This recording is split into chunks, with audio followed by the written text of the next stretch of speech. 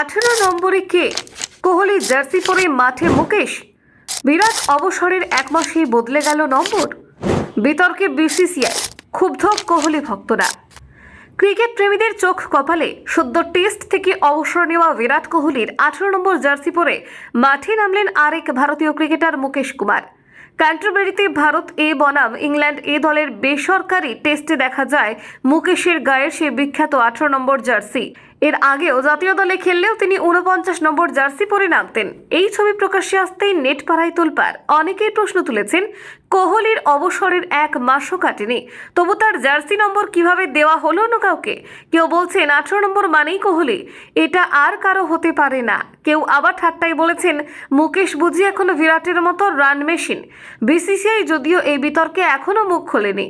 অনেকের দাবি সচিনের 10 নম্বরের মতো কোহলির 18 নম্বরকেও রিটায়ার করা হোক। বিতর্কের মাঝে মুকেশ নিয়েছেন 3 উইকেট, কিন্তু জার্সি নিয়ে উঠেছে বড় প্রশ্ন, সম্মান নাকি বিতর্ক?